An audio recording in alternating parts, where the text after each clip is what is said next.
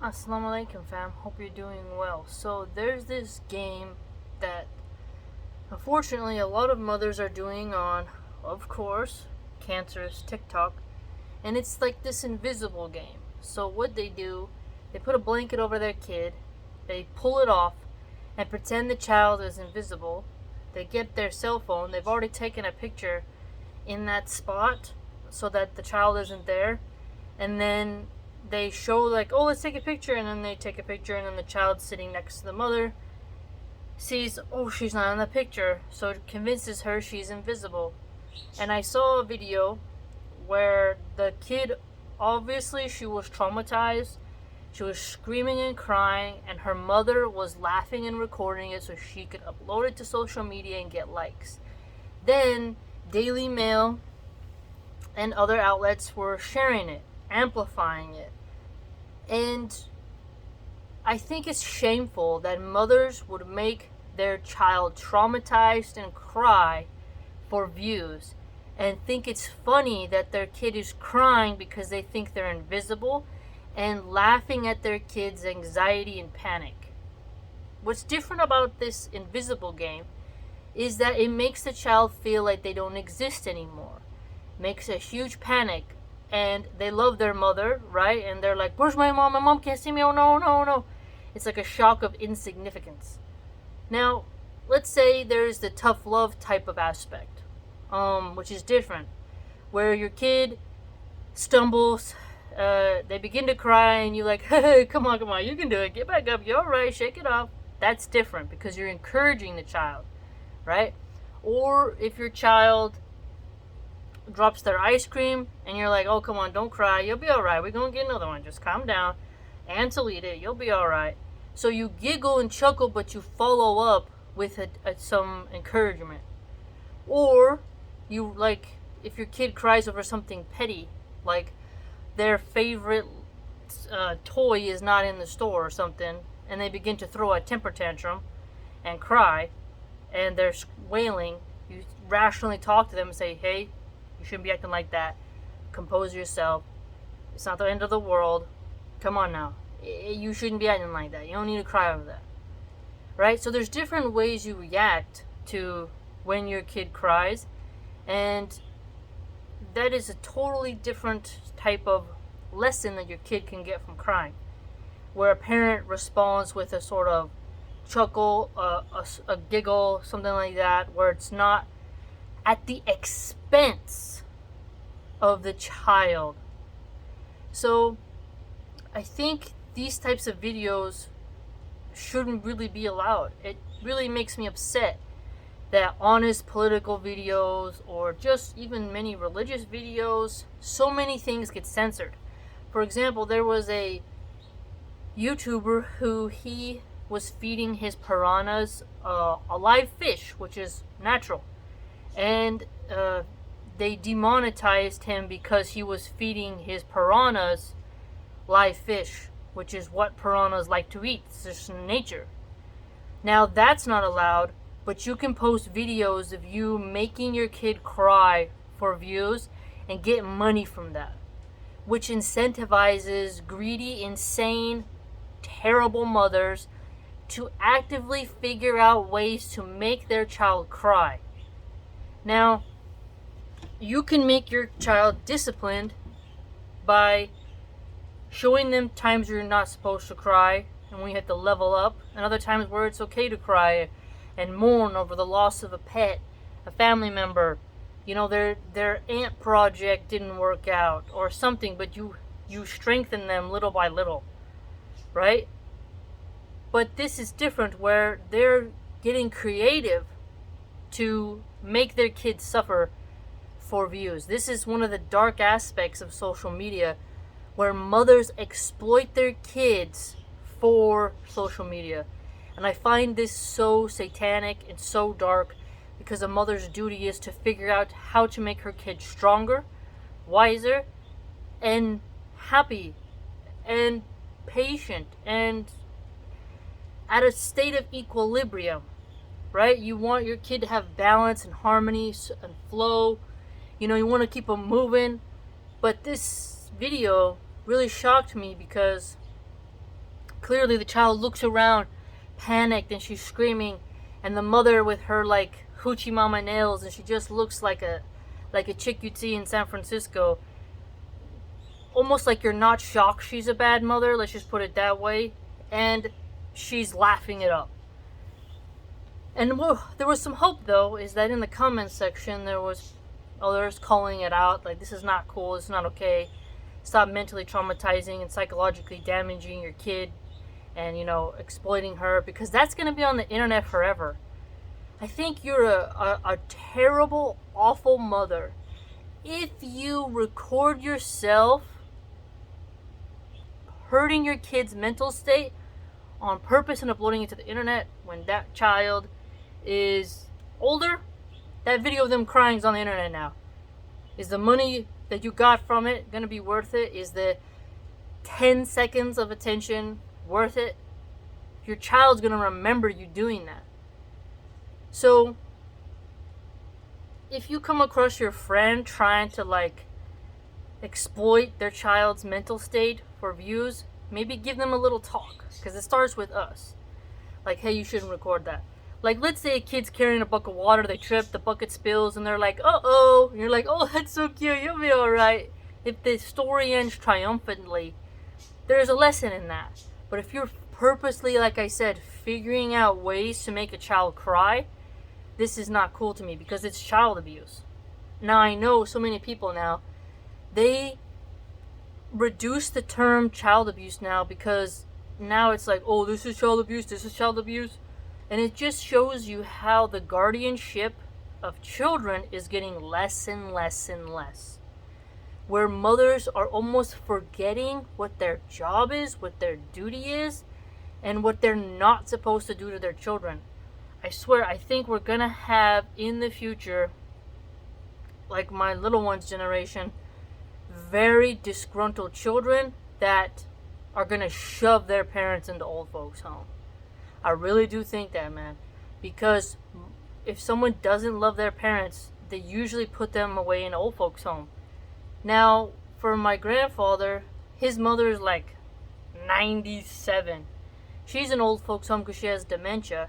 And they pay a big chunk of change to put her in that facility. And yet she falls down, she's broken her hip several times, she's still strong and rises up. But it's not that great of a facility, even though it costs an arm and a leg. And it would be better if she lived with a family member, but none of her children want to take her in. And more now, there is a splitting than in that generation. You know what I'm saying? It's like, with that non-satirical article where the California leftists are saying, we have to have a commune of our children parenting, swinger relationships. It's just like a very twisted idea of community, as in the children belong to the state. Marriage is not something necessary, they say. You can sleep with whomever you want, use these apps to hook up, get an abortion on the fly, develop, artificial wombs. It's all about disrupting the natural order that Allah Azza wa Jal has put on the earth. So, if there's not this bond of mother and child, it's going to lead to some strange things. For example, I really see the difference of when you breastfeed and when you bottle feed. And when you get your baby and they're always close to you, it's like this very cozy bond. Not saying you can't have one with the bottle, but it has just a different element to it, because your body has this sense of when the baby's near, you start dripping milk, and it's like your body picks up on the scent, the baby starts going like this, and they can smell it. It's this amazing aspect of raw reality. Instead of having babies eat this soy formula, they can't digest it, they're burping, they're colicky, they're screaming, they're having diarrhea, they're having bloating and gas. You gotta make sure you boil the bottle nipples, then, you have to train your baby sometimes to have both, which is kind of what I did. For when you pump milk, you put it in the fridge. If someone has to feed the baby and you're doing something, they always have something there. So there's, ways you can train the baby to do both. But that was the first level of when they started to say, don't choose your body, which is designed to breastfeed. Choose this instead. Now, if you have to go to work, that's a different story. But think about it this way. Wherever you are, you got food bags on you for your baby. You just got to eat and get water. You see what I'm saying? Until your kid's 2 years old. That's a sign for a people who reason. So, from starting at the separating breastfeeding, separating your kid to put in a daycare, stretching out the school hours, Kamala Harris, the worst VP in American history, a horrible, terrible, cackling, witch, she wants to extend the hours of school. So the state and their curriculum, which is leftist oriented, will have more time with your kid. You being less time with your kid. And now you hear these whispers of we want to have this agenda now where your kid doesn't even belong to you. And then there's been cases, but in other countries, where if you don't got the Fauci ouchie jabber jab, you can't go into certain facilities to see your kid, and in court that can have a damage on you.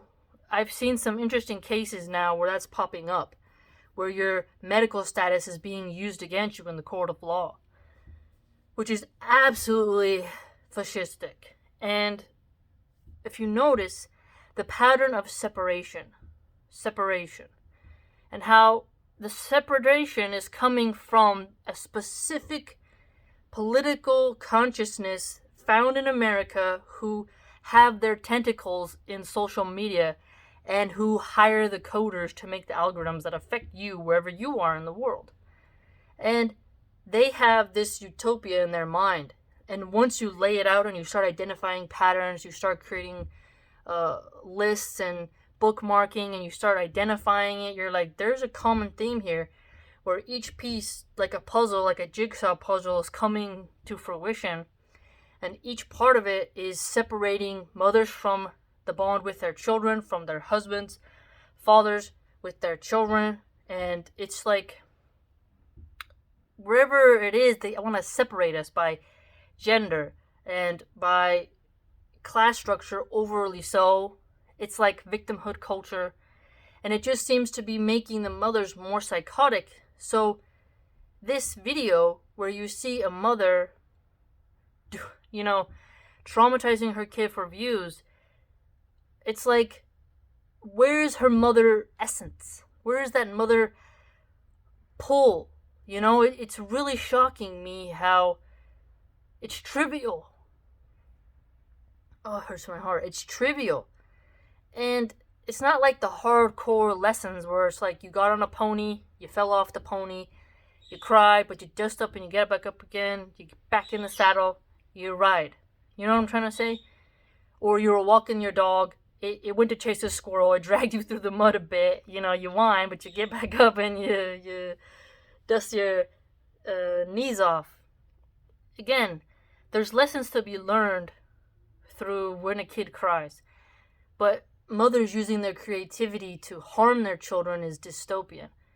It just goes to show there's these little pop-ups of something that you feel inside it's like your essence, like your purity, like, I don't know if you should call it fitra, but you're like, this ain't right, man. You shouldn't be doing that to your kid. You shouldn't publicize that. It's really strange. So please, maybe have a discussion with your kid, and if you get tempted to do that, think inside, is this good for my kid? Is it fair for me to show them crying to the internet for views? You see what I'm saying? And if you have a friend who's doing it, or they're recording someone else doing it, be like, hey man, you ain't gotta do that. Like, come on, man. It's not a good look. It's because if we say it in a way where it's not too abrasive, and you say it and I say it, and it gets out there, it might really help make an impact. Because TikTok is like just this cancerous app that is causing so many problems in society. No wonder why Trump wanted to ban it, and more people are saying it's a subversion tool of morality. And the specific algorithm they have for America is different for what they have in China, which is their firewall. The Great Firewall of China is much different. So this is something we can fix, and it's something that we have to kind of do ourselves and point it out. Because if we point it out, it makes other people more cognizant, makes them more aware, and they can be like, you know what, I'm going to change. You know what I'm saying? Yeah, it's really something interesting. So let me know what you think, if you noticed this trend, because I'm sure you've had these funny videos pop up in your feed somewhere. And I'd be very curious to hear what you have to say.